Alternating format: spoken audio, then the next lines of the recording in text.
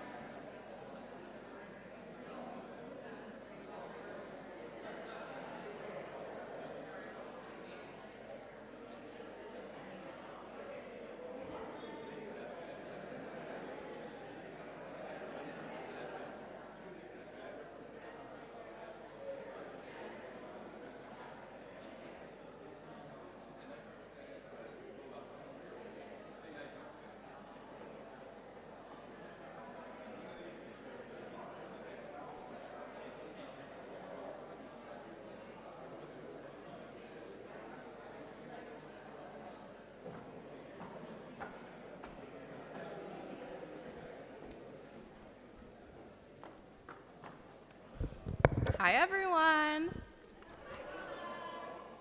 If you can all silence your phones, please, that would be great. Thank you so much. Hello and good evening, everyone. My name is Kayla Lobos-Hernandez. I am the Associate Director of Diversity, Inclusion, and International Student Services. It's an honor to welcome you all to our annual Martin Luther King Jr. educational program, a time for reflection and learning. Every year, we gather to honor the legacy of Dr. Martin Luther King Jr. And Dr. King once said, "The time is always right to do what is right." And today, we reaffirm our dedication to that call to action by engaging in meaningful dialogue, deepening our understanding, and carrying his message forward in our own lives and communities. And with great privilege, I now introduce a leader whose dedication to education, service, and community embodies these very principles. And we honor our president, Dr. Mary Finger.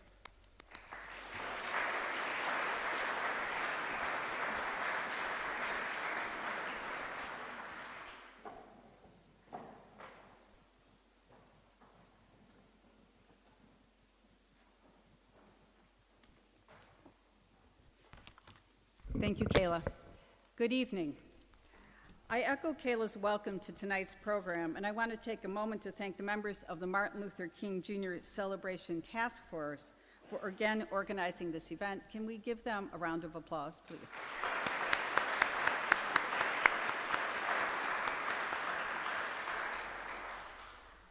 Each year, the Seton Hill community gathers to remember the legacy of Dr. King through this educational program and to live out that legacy through a day of service.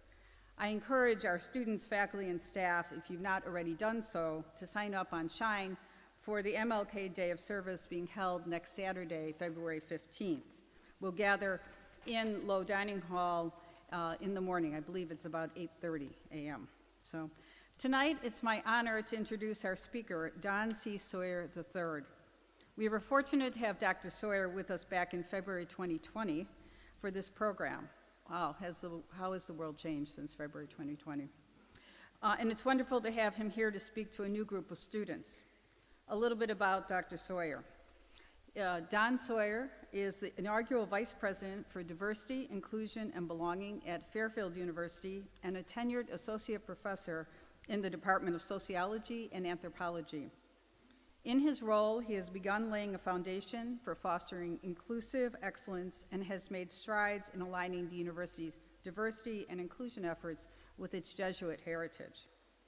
A Harlem native and first-generation college graduate, Dr. Sawyer embodies his parents' belief in education as a catalyst for generational change. He holds a BA in psychology from Hartwick College, an MS in cultural foundations of education, and a Ph.D. in sociology from Syracuse University. Outside of his work at Fairfield, Dr. Sawyer teaches sociology in Connecticut state prisons. He is also engaged in work that supports individuals transitioning from incarceration. He serves as chair of the board for a nonprofit organization dedicated to helping formerly incarcerated individuals reintegrate into society. These efforts are rooted in his philosophy of blending radical love and applied sociology. In addition to his academic and administrative work, Dr. Sawyer has a long history of using hip-hop culture as a tool for education and healing. Through the hashtag Hip Hop Heals Project and a community center he co-founded in the Dominican Republic, he has empowered Haitian and Dominican youth to bridge divides and build brighter futures through education, entrepreneurship, and the arts. Dr. Sawyer's forthcoming book, I Got Nothing But Love, Narratives of Hope, Healing, and Transformation, highlights his experiences working with marginalized communities and offers a vision for creating reciprocal partnerships that will lead to research-driven social change. Dr. Sawyer's belief in the inherent value of our shared humanity is reflected in his life's work, and I look forward to hearing his message this evening. Please welcome back to Seton Hill, Dr. Don Sawyer III.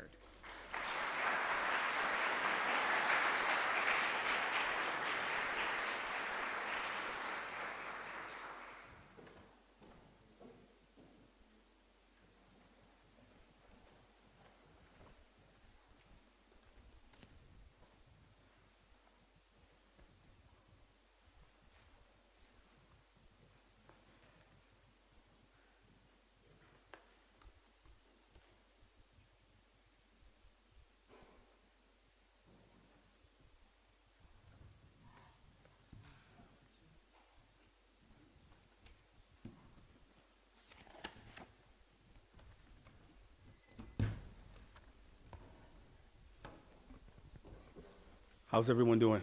You good? Right, so I want to start today, not with my words, but I want to start with some words from my fraternity brother, Dr. Martin Luther King Jr., who is a member of the Alpha Phi Alpha Fraternity Incorporated. And I want to start with his words, and these are words that are from the final speech that he gave before he was tragically taken from us.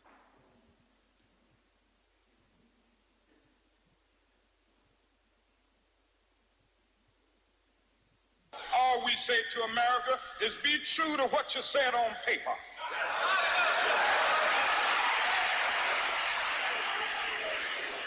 If I lived in China or even Russia or any totalitarian country, maybe I could understand some of these illegal injunctions.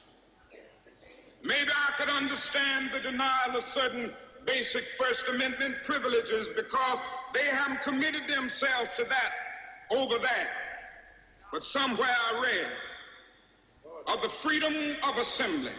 Somewhere I read of the freedom of speech. Somewhere I read of the freedom of press. Somewhere I read that the greatness of America is the right to protest far right.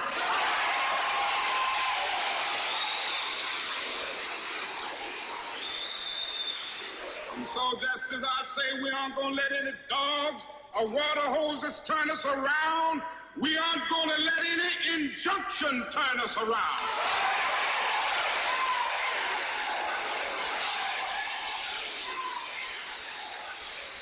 Well, I don't know what will happen now. We've got some difficult days ahead. But it really doesn't matter with me now, because I've been to the mountaintop. I don't mind. Like anybody, I would like to live a long life. Longevity has its place. But I'm not concerned about that now. I just want to do God's will. And He's allowed me to go up to the mountain. And I've looked over and I've seen the promised land. I may not get there with you, but I want you to know tonight that we as a people will get to the promised land.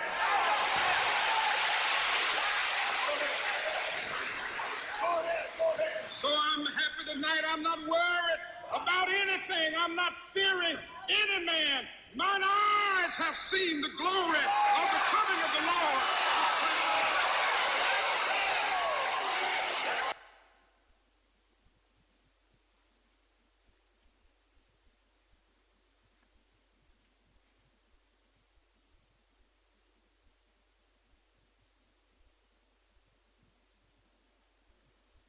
And so we're here to honor Dr. King.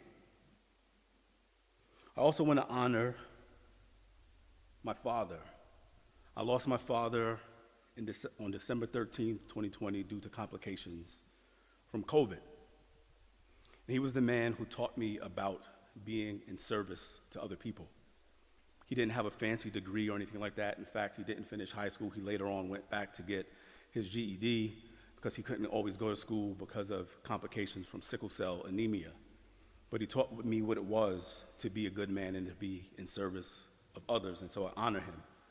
And so sometimes if you were to hear me speak or see me speak somewhere, you'll see me with a blue jacket, this blue and white shirt, and some dark denim, because this is the last thing that my father saw me in before he passed away. And so I wear that to honor him. It's actually the same clothes I have on in that picture. I've washed them since then. And I have other clothes, but I do this to honor my father. And so on Tuesday, I was in prison. I was in prison for a class that I've been teaching for the past 3 years, a sociology of hip-hop class at a maximum security prison in Connecticut. On Tuesday, I was in prison. And I was inside the prison with 18 students who have sentences that add up to over 768 years. On Tuesday, I was in prison. Now, the fortunate thing about the fact that I was in prison on Tuesday is that I'm here with you today because I have the freedom to walk out. However, many of my students, my Black and Latino brothers, will never see the light of day on the outside of those barbed wire electric fences. And on Tuesday, I was in prison. And so I got into this work for many reasons. I told some of the classes that I visited today that I grew up in Harlem in New York City, and a lot of the people who were in my neighborhood, many of them had run-ins with the law, had criminal records, but they didn't recruit me into the work that they were doing. They pushed me away. They said, "You're too smart for this, and I don't want to see you out here." So I honored them in doing this work. One said person was my cousin Daniel. And so my cousin Daniel, we both lived in New York. He went upstate to go to prison. I went upstate to go to college. And when my cousin went upstate, it meant something entirely different from when I took the 3-hour and 15-minute ride from Harlem to the hills of Oneonta, New York to start my first year of college. I had a celebratory graduation party. I received well wishes and an enthusiastic send-off to start the next phase of my journey. But my cousins wasn't very joyous or uplifting. For me, going upstate, again, meant heading to college, a chance to build a future full of opportunity and possibility. For him, it meant being sent to prison and sentenced to 15 years to life. Both of our lives were shaped by hyper-policing, the war on drugs, the systematic inequalities that defined the neighborhood we both grew up in. Yet, we faced different realities and had different access to opportunities. We were born just 4 years apart and raised in the same Harlem housing projects, children of sisters who shared the same fears and dreams for their black sons. We played in the same parks, dodged the same dangers, and were taught to navigate the unspoken rules of our block and our neighborhood. And yet, as we grew older, our paths, they diverged. I was encouraged to focus on school, pushed by my family and mentors who believed in my potential. But my cousin got caught up in the streets where opportunities were scarce and survival came at a cost. However, he never brought me into that world. And despite our different paths, our lives remained connected. During the final years of his incarceration, we reconnected through letters that carried the weight of two worlds. I wrote to the parole board vouching for him and promising my support when he came home. He shared stories of his time on the inside, his hopes for the future, and the challenges of imagining a life beyond the walls that had confined him for so long. We once talked about starting a project together called Going Upstate, exploring the ways that our lives were impacted, and our lives were like two sides of the same coin. His story was shaped by the criminal justice system, and my story was shaped by the higher education system. Both were systems, both had their flaws, but his journey revealed the stark inequalities that disproportionately affect Black and brown communities, perpetuating cycles of incarcerations that strip away dignity and hope. And so when he came home after serving 25 years, I saw firsthand how difficult it was to rebuild life after prison. The stigma, the barriers to employment, the struggles to reclaim agency. It was all so much heavier than I could have imagined. Watching him navigate this new reality deepened my resolve to work with incarcerated individuals and those reentering society. It also reinforced my belief in the transformative power of education, even within the confines of a maximum security prison. Now, we're family now. You've seen my baby picture. So I share this stark juxtaposition to underscore a profound truth, that before a twist of fate or divine grace from my Creator, our roles could have been reversed. Their seats in the classroom could have easily been mine, and I too could have been denied life beyond those fences. Although I was in prison, like I said on Tuesday, here I stand before you as a testament to the transformative power of being seen through the lens of possibility. It was the belief of mentors, people in my neighborhood, the embodiment of potential of those who walked before me to pave a path from my Harlem neighborhood to here at Seton Hill University. I'm a proud descendant of both Bilali Muhammad and Elsie Viola Warner of the Shinnecock people, two remarkable lineages that embody resilience, cultural preservation, and leadership. Bilali Muhammad, my fifth great-grandfather, was born around 1770 in West Africa in the region of Timbo, Guinea. Bilali was captured and sold into slavery during the brutal Middle Passage before arriving in Charleston, South Carolina. He was eventually sold to Sapelo Island, where my great-great-grandmother was born, and he became an invaluable asset to his owners at that time. And he was also very influential in the War of 1812. And you can look him up, and he has some of his documents. They have some of his documents down in Georgia, because he was one of the first African Muslims in the United States to maintain his dean or his religion, and he wrote like an Islamic manuscript, and they still have it there where people can study. It's called the Bilali Papers if you want to look it up. And so equally inspiring is the history of my great-grandmother, Elsie Viola Brazier, born in 1897 on the land of the Shinnecock people, which we now know as Long Island or Southampton. And they were known as people of the Stony Shore. They were expert fishermen and whalers who have preserved their traditions and cultural practices despite numerous challenges. Their journey and their perseverance made me possible. And I was seen through the lens of possibility. And so as a young boy, I was born in the 1970s. It's a long time ago now when I think about it, right? In New York City during the height of the crack cocaine epidemic.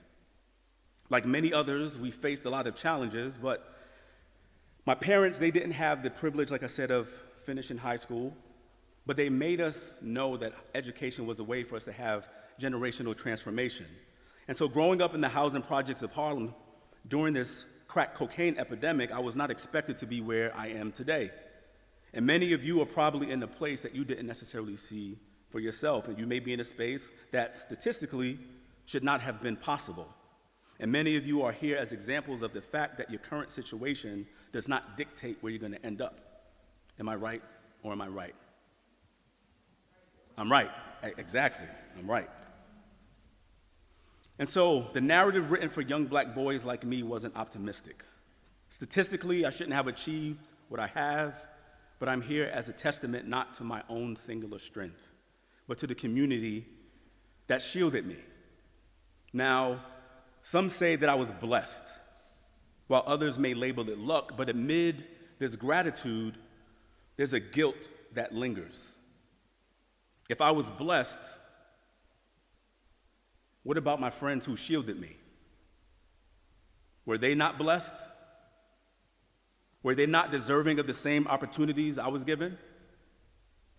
And these questions, they plague me, emphasizing the role of circumstances and choice in our lives. Now, I never considered myself superior to those I grew up with in my neighborhood. We all had dreams. Our challenges often mirrored one another, and our aspirations were fueled by a similar desire for a better life. But what set me apart? Was it fate, chance, or a series of fortunate events? Because I firmly believe that most of these people and all people from my community would have thrived as I did if they were given the same chances, because their potential was no less than mine. And one of the things that I remember about the fact that I had support system is that when I was finishing my doctorate, I had walked across the stage and I posted pictures on Facebook. And every summer in the New York City housing projects, they have like a reunion where people come back who used to live there or who still live there, and you have like barbecues. They let you barbecue in the center courtyards or whatever they call them. And one person had took out their phone, they started Facebook Live, and they started to say, yo, we have a doctor in the house, we have a doctor in the house. And they said, we did it. Now, I'm like, yeah, I didn't write that dissertation, but we did it. And that was the moment that I realized that the accomplishment wasn't just for me. They said, we did it, because they supported me. They could have recruited me into doing the stuff that they did, but they didn't. And so when I got that degree, they were right. We did it. And so one of my favorite quotes is by Mark Twain. You've heard of Mark Twain before. His quote says, the two most important days in your life are the day that you were born and the day that you find out why. The two most important days in your life are the day that you were born and the day that you find out why. And I've been trying to live in my why. And so it's an honor again to stand here before you as we reflect on the life and the legacy of the Reverend Dr. Martin Luther King Jr. Now, when he was taken away from us, like people think that Martin Luther King lived a long life. He was 39, right? I'm older than he was when he passed away. It doesn't matter how old I am, I'm older than he was. I'm 48, right? And so he got taken out at 39. And when we think of his life and all of the things that he's accomplished, people make it seem like he got to live to an old age, but he didn't. He got taken out at the age of 39. And Dr. King wasn't just a leader. I would say that he was a prophet of his own time, a man who spoke to the conscience of our nation. And at the heart of his work, his witness, and his sacrifice was one simple yet radical idea, and it was love. And so love is a word that we use often, but rarely do we sit with its full weight, its depth, its power to transform. And so I want to begin this section with some words that comes from one of my favorite passages of Scripture. And you may know this one. In 1 Corinthians chapter 13, it tells us, "If I speak in the tongues of men or of angels but do not have love, I'm only a resounding gong or a clanging cymbal. If I have the gift of prophecy and can fathom all mysteries and all knowledge, and if I have a faith that can move mountains but do not have love, I am nothing. If I give all I possess to the poor and give over my body to hardship that I might boast but do not have love, I gain nothing. Love is patient. Love is kind. It does not envy. It does not boast. It is not proud. It does not dishonor others. It is not self-seeking. It is not easily angered. It keeps no record of wrongs. Love does not delight in evil, but rejoices with truth. It always protects, always trusts, always hopes, always perseveres. Love never fails. But where there are prophecies, they will cease. Where there are tongues, they will be stilled. Where there is knowledge, it will pass away. For we know in part and we prophesy in part, but when completeness comes, what is in part disappears. When I was a child, I talked as a child. I thought like a child. I reasoned like a child. When I became a man, I put away the ways of childhood. For now we see only a reflection as in a mirror. Then we shall see face to face. Now I know in part, then I shall know fully, even as I am fully known. And now these three things remain: faith, hope, and love. But the greatest of these is love. And so Dr. King understood this deeply. His activism was rooted in love, and not a weak or, flowers in the sky, doves flying and running through the quad, holding hands and jumping in the leaves and all of that stuff. But it was a love that demanded justice, a love that disrupted systems of oppression, a love that held the tension between righteous anger and unshakable faith in humanity. This is radical love. And radical love is not easy. It's not passive. It's not simply being kind to those who agree with us. Radical love means choosing to see the humanity in others, even those who stand against us. Like I said, it's not easy. It means fighting for justice without losing our capacity for grace. It means standing firm in our convictions while refusing to let hatred take root in our hearts. And let me be clear, radical love is not about being silent in the face of injustice. It's not about tolerating oppression or looking away from suffering. Radical love requires action. It calls us to confront the systems that dehumanize, to uplift the voices of the marginalized, and to create a world where dignity is not a privilege, but a birthright. Dr. King's radical love was about transformation. It was about turning enemies into neighbors, turning division into reconciliation, turning despair into hope. And if ever there was a time when we needed this kind of love, if you've been paying attention in the past 2 weeks, it's now. We are living in a moment of deep fracture in our nation. A new presidential administration is here, and with it comes a choice. Do we allow ourselves to be further divided by fear, resentment, and the weight of the current moment?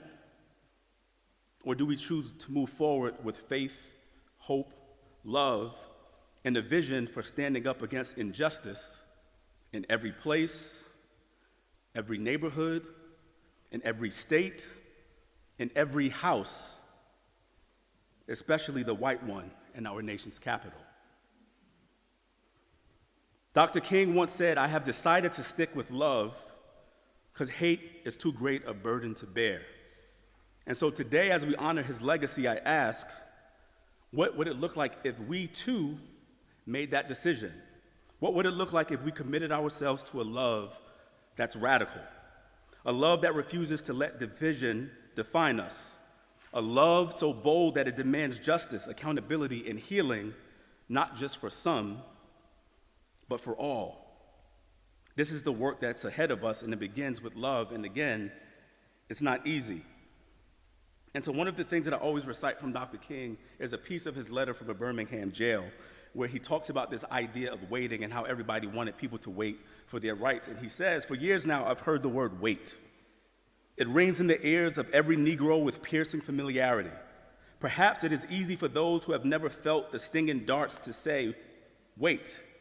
But when you have seen vicious mobs lynch your mothers and fathers at will and drown your sisters and brothers at whim, when you have seen hate-filled policemen curse, kick, and even kill your black brothers and sisters, when you see the vast majority of your 20 million Negro brothers smothering in an airtight cage of poverty in the midst of an affluent society, when you have to concoct an answer for a 5-year-old son who is asking, Daddy, why do white people treat colored people so mean? When you take a cross-country drive and find it necessary to sleep night after night in the uncomfortable corners of your automobile because no motel will accept you. When you are humiliated day in and day out by nagging signs that read white and colored. When your first name becomes nigger and your middle name becomes boy, no matter how old you are. And your last name becomes John, and your wife and mother are never given the respected title, Mrs. When you are harried by day and haunted by night by the fact that you are a Negro living constantly at a tiptoe stance, never quite knowing what to expect next, and are plagued with an inner fear and outer resentments. When you are forever fighting a degenerating sense of nobodiness, then you will understand why we find it difficult to wait. And so Dr. King showed us that radical love is not just an idea. It is a way of being, a way of moving through the world with conviction and compassion, and yet we know that choosing love, especially in times of conflict and division, it's not easy. It's a daily practice, a commitment to seeing and valuing the humanity in others even when it feels impossible. As a graduate student at Syracuse, I had an incredible opportunity to sit in a seminar with Dr. Angela Davis. And to this day, she remains one of the most remarkable people that I have ever met. Like, she was just, like, unbelievably brilliant, like, just sharp. And so she had this, like, this unparalleled ability to connect, like, her vast wealth of knowledge to the struggles and the movements that defined our humanity. And so during the semester, there came a time when we got a chance to ask her a question. And I said, Dr. Davis, as someone who's about to finish my doctorate and begin a tenure-track position as an assistant professor, what advice do you have for staying committed to the movements that matter to me? And her response, she said, don't get into the habit of waiting. Don't let waiting become the result of fear of moving forward. What's really important is finding and building community, because institutions don't fire community. You don't want to be a lone wolf. Surround yourself with people who are as dedicated to your principles as you are. Build a network of support that will sustain you. And again, don't wait, because too many people get into the trap of waiting. They say that when I get that assistant professor position, that's when I'm going to get busy and do this work. And then they get to that point and like, no. When I get tenure, that's when I'm going to get busy and do this work. Then they get to that point. It's like, no. When I get to full professor, watch out, world, because I'm coming, right? So they get to full professor, and then it was like, when I become an associate dean or a dean, that's when I'm going to make it happen. And when she talked about that, she said you get to a point where you had all of these dreams and aspirations that you never realized because you got into a habit of waiting, like for that perfect moment. And she said that there's no perfect moment. And so when you think about this idea of waiting, like it's not about being like the best or the most excellent out there. Like, many of you have a calling on you to do great work, right? When you think about like Martin Luther King and all of those people, yeah, some of us are probably not going to have a holiday for our birthday, but that doesn't necessarily need to be the measuring stick that we use to judge ourselves in order to do this work. And so one of the most important things is that you have to think about what can you do and how can you make a change in your own sphere of influence, right? Because that's how the world changes. When we do what we can in each of our spheres of influence, that's how we move forward and change the world. And so when we look at this picture of this little girl who was at one of the marches for jobs, and I forgot what year this photo is from, but it's in the 60s. And so one of the things I want you to do is to reflect on a song. I know I met some students who are in here for a class. I think they said like civil rights and 20 songs. And one song that comes to mind is the song, This Little Light of Mine. How many people have heard that song, This Little Light of Mine? I'm like, oh, yeah, wow, that's great. I emphasize this because in the vast darkness that sometimes seems to envelop our world, every bit of light counts, and it's needed more than ever. And so when we think about that song, This Little Light of Mine from the Civil Rights Movement, it was a song that was sung in churches and marches alike. And it was a beacon of hope and resistance. This Little Light of Mine was not just a song. It was and continues to be a declaration, a commitment to stand firm, to shine forth in the face of adversity, injustice, opposition, and hopelessness. Whether it was against dogs, water hoses, or the harshness of jail cells, those who marched for equality sang, "This little light of mine, I'm gonna let it shine, let it shine, let it shine, let it shine." Because each person sharing their light helps us to appreciate and respect the little light that is different in each of us and bonds us together in humanity and in unity. Our light is important, and sharing it with others is even more so. And so as you go back to your places of influence, your spheres of influence, I want you to carry this light. There will be those who might try and blow out your light. You'll encounter those who doubt you, and you'll encounter those who challenge your place in the world. You might even meet some people who would challenge your place on this campus. But I want you to understand that your light has to shine. And as you light up your path, remember your light is not just crucial for you, your light is also important for other people. It's transformative. It has the power to lead the way for others who are lost in their own storms, and so let your little light shine. And so this is what I'm talking about in this book that I'm working on right now. So it's the kind of love that has shaped my own journey, both personally and professionally. It is the foundation of the work that I do in and with communities, in classrooms, and in prisons, and it's the heart of this book, I Got Nothing But Love. Now, this book is my attempt to answer a question. What does radical love look like in action? How do we live out a love that heals, transforms, and challenges systems of oppression while still holding space for hope? In it, I share stories of people who have embodied this love, students who have been written off but refuse to be counted out, communities that have been fractured but are finding ways to rebuild, men who are incarcerated but are reclaiming their dignity and agency through education and self-discovery. These stories are not just about struggle, they're about resilience. They're about the kind of love that does not give up even in the face of adversity. Because if there's one thing that I have learned, and it is this: radical love is not just about what we feel, it's about what we do. It's about how we show up for one another. It's about how we listen, how we advocate, and how we create spaces where people feel seen, heard, and know that they matter. And this is what exactly Dr. King called us to do. Now, when I was here 5 years ago, I talked about a project that I started in the Dominican Republic, the Hip Hop Heals program.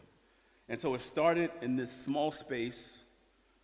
We raised money to get computer equipment, recording equipment, microphones, and cameras and different things like that to work with Dominican and Haitian youth who live in the Dominican Republic, in some of the poorest areas of the Dominican Republic. And we were using hip hop to bridge a divide, right? If you're familiar with Haiti and the Dominican Republic, you know that it's a troubled history, to say the least, right? But through a love of hip hop culture, we were building bridges. We say building bridges 16 bars at a time and connecting these communities. And so a little later, so about 2 years ago, I raised some additional money, and we got the idea to actually build the Hip Hop Heals Center, right? Because that little music studio that we had wasn't enough. And I was like, okay, what else could we do in order to make a difference in this space. And so we got these plans, and so we started to do and build this center.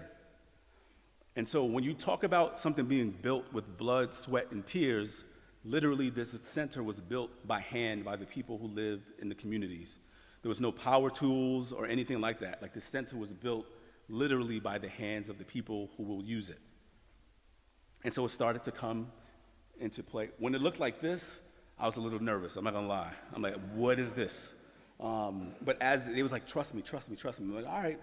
And so then I went back and I was like, oh, okay, right? So I started to see it start to come together and start to shape. And so this is part of the team that works there. And so one of the things that is happening at the center, originally it was just gonna be like this music studio, but we also added a classroom where we teach English classes, we teach women how to do hair and nails, and they're getting certified in, I think it was microdermabrasion.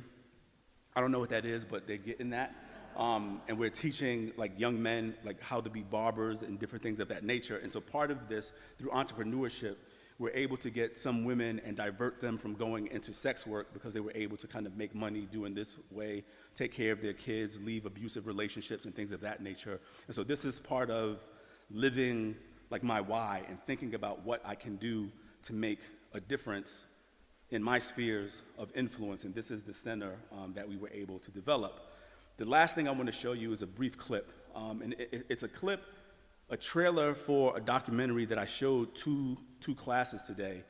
And so I started a project for men who were coming home from prison, and it was a theatrical production where they would share their stories through the art of the monologue. And so they were sharing their stories in the theatrical space, not for people to come and be entertained, but for hearts to be changed as a result of hearing their stories and connecting to their humanity. And so I'm going to show you the trailer for the documentary that we just completed. Weeks and months. Now what they're doing is shaving it. They're shaving the tree down nicely and gently because we done found a root flare. So Emerge is an employment social enterprise based in New Haven, Connecticut. And now that we found a root flare, we're going to even it out. Our business is construction, landscaping, and property maintenance. Expose the root flare more so we can expose it to the sun and the water, and it can grow. We have the unique ability to hire people coming home from the criminal justice system as crew members. And hopefully when that person say, oh, that one looked nice, they'll say, oh, I want one too. We also offer really what we would call a community. Happy birthday! You know, we take a lot of pride in what we do at Emerge. Our model is using work as a way to get people to invest in their own healing. I had this idea, like I always had this idea of doing activist-informed theatrical production. Hello. Vance, nice to meet you. Rose? That would take, 7 men or women who were formerly incarcerated and provide them with a space to tell their story. The idea is basically we're gonna come to Emerge and we're gonna ask you a bunch of questions. Good afternoon. Good afternoon. Thanks for being here. At first, I didn't really take it seriously because I didn't know what I was going into. It's just so hard to get men, especially men from being incarcerated, to open up. So we have questions that are kind of like a scaffolding. I felt honored and a little nervous at first. Growing up, I didn't trust a lot of people. Where I grew up, to speak so much about your family business, about yourself, is kind of mostly guarded. It's not an exaggeration to say it would have been really easy to build like a whole 90-minute piece around each one of you. We're going to take the material that we get from these interviews and we are going to compile it into a script. We do, we have a month to work on this, which is not a lot of time, but it is some time. I mean, here I am. Which will be like a play without, all of the dramatic action, a play in which these men all play themselves. Even though we work together in Emerge, doing this particular project, it brought us together on a different level. Rod is a motivated self-starter who is passionate about self-improvement within himself and his community. Amen. Beautiful. Honestly, I had no idea that the magnitude of it was gonna be this great.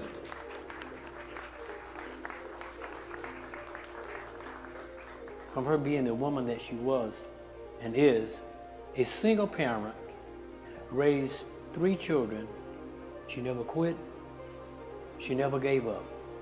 And these are the things I like to hold on to when I think about my mother. He treats me like a baby. I said, Lord have mercy, I can't do nothing. If the general public knew who these men were, outside of the stigma of a criminal record. So my absence became the biggest criminal in all of this. Yeah. Because that was now their sentence. That they would be moved by their stories to help change the narrative of people who have served time in prison and people who are coming home trying to get their lives back together. By God, I have something to say to you. Because who knows better than somebody who's been there? Been there, done that. It was just a vibe the whole time. Like, we was laughing with each other, we encouraged each other. Okay, that'd be perfect. How you doing, sir?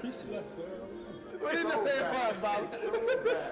Honestly, when it hits home for the audience, and being that we won't be able to see them, I want to hear the reaction. Yeah. When it really hits.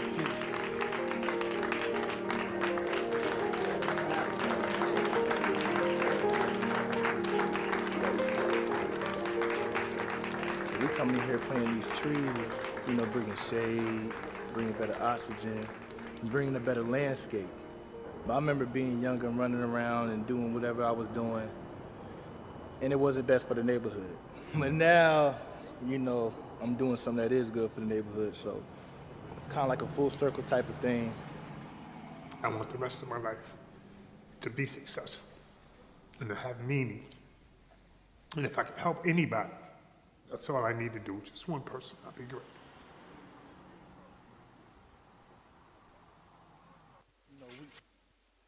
And so as we reflect on the legacy of Dr. King today, I invite us all to ask, how can we choose love?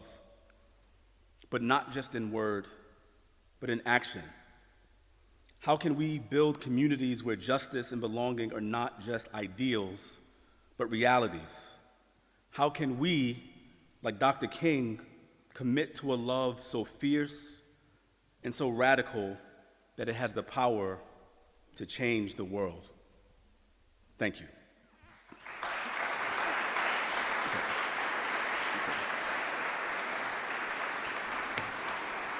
Thank you.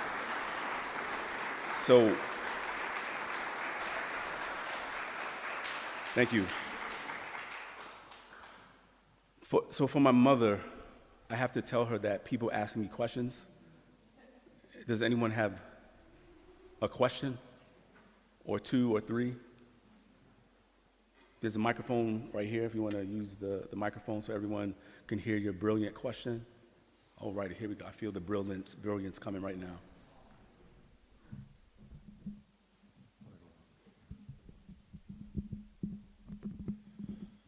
One question. Doesn't work. One question I just wanted to ask was, how can we, when you talk about actively using love, like I think of pouring it out, and one of the concerns I have is, even in this culture, it's so hard to outwardly pour love without feeling judged or criticized. So what are some resources that you would recommend to help people feel that they're still being filled up with that love to be able to continue to pour it out in their actions? So I think one of the things that we talk about, like when we pour out love, if you think about pouring, you can't pour something out of an empty vessel, right? Because I think it's always important for us to think about, like, what are the things that fill us up? Right? What are the things that help to ground us? What are the things that help, like, this idea of love grow inside of us? Because I think it's important for us to find those things that fulfill us, and then we can act and go out there and fill things up. And so one of the reasons why I talk about spheres of influence, because people are like, oh, I want to change the world, and that sounds good, but one individual is probably not going to change the entire world. And so you have a sphere of influence. I'm not sure where your spheres of influence are, but I think that's what we do. Like, we work in our spaces. We try, and I think it's important for us to kind of live our lives as an answer, because I think the things that we do in our spheres of influence are actually answers to prayers that somebody else has prayed that we just don't know about. And so the work that we do within those spheres of influence and collectively in doing that work, I think that's how we change the world. But I think it's important for us to remember that we can't pour anything out of an empty vessel, so we have to take care of ourselves, especially in this moment and in this time. Thank you. Thank you.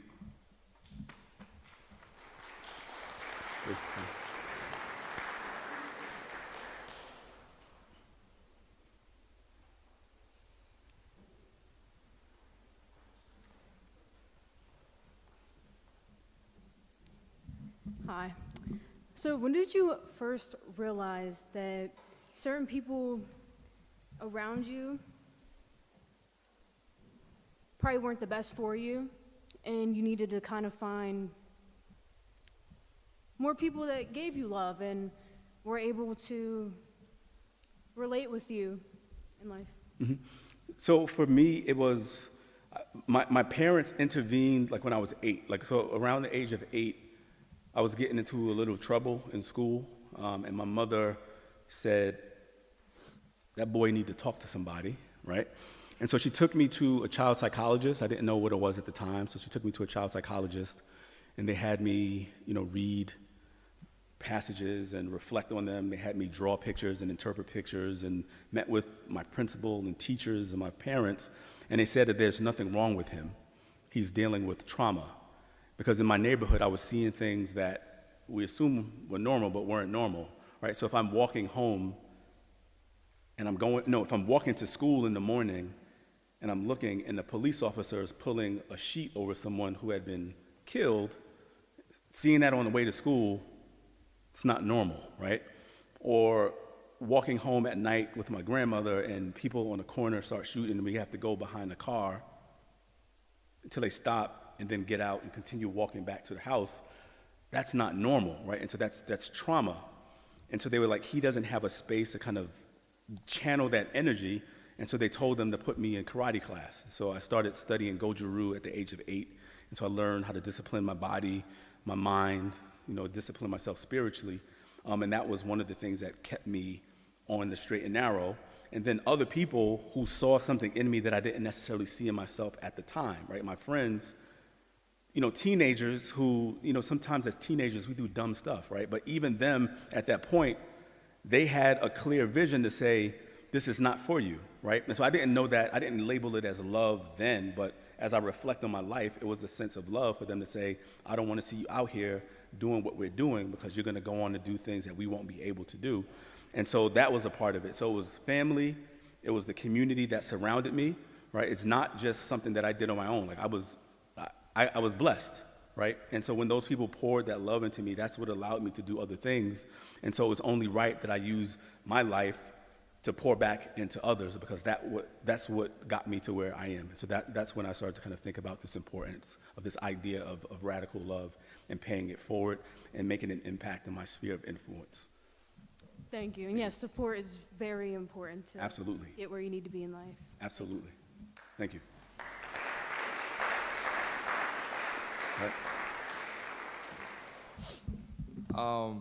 I'm just really interested in kind of what you learned from Angela Davis. I know she's a Black Panther, and she was very influential in that kind of civil rights movement. So I'm just interested in kind of what else you learned from her and kind of what she taught you in that speech she gave at Syracuse.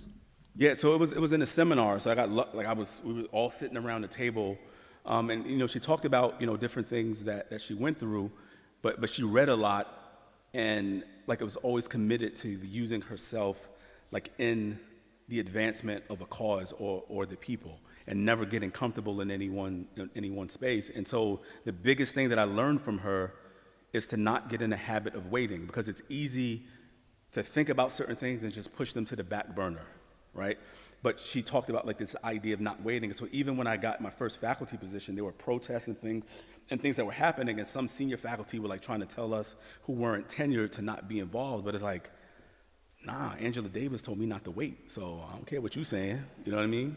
And so she told me not to wait, and so we were up there, and I was like, if I get fired, or if I don't get tenure because I'm doing something that's right, then this is not the institution where I need to be anyway. And so that was the thing, like, don't get into a habit of waiting. Or sometimes we look at like a finished book, right? And I'm going through this as I'm writing my book. I look at these finished books, these award-winning books, and I'm like, dang, man, that's crazy. But I'm not thinking about the fact that those books went through an unbelievable amount of edits, right? And so if I'm using the final product as my measuring stick, then I'm never gonna get started. I'm gonna wait, I'm gonna make excuses. But then again, Angela Davis echoes in my ear about not waiting. Like, nothing has to be perfect. And so as I'm writing this book, I'm sending things out to my friends who are giving me feedback on it. It feels a little, like I get a little feeling in my stomach as every time I press send to send them out something to review. But again, I'm doing it. It's not perfect, but they're telling me that it's mattering. They're like, yo, this chapter, this is it. It's looking good, right? And so that's the piece. That's one of the things that I learned, that it doesn't have to be perfect. Like, we have to get out there and do it and start somewhere and learn as we go through that process. All right.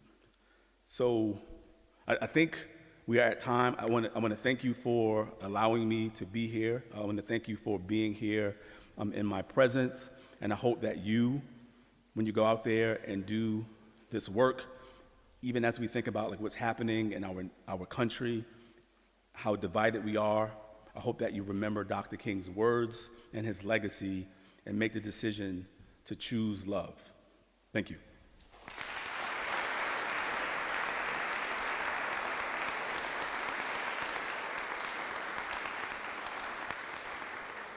If we can give another round of applause for Dr. Dawn Sawyer.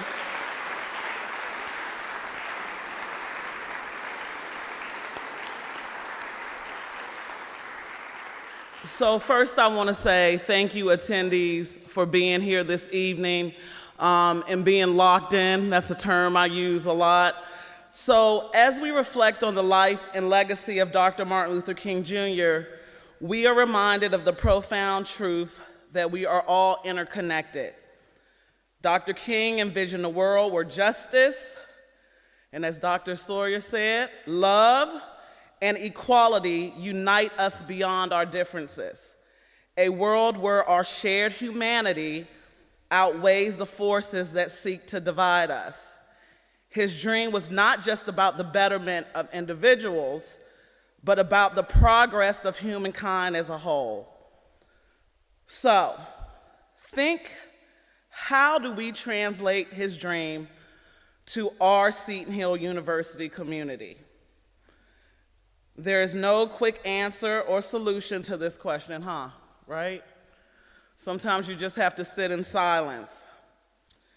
If we reflect deeply on Dr. Martin Luther King's dream, don't we all share the same dream with him?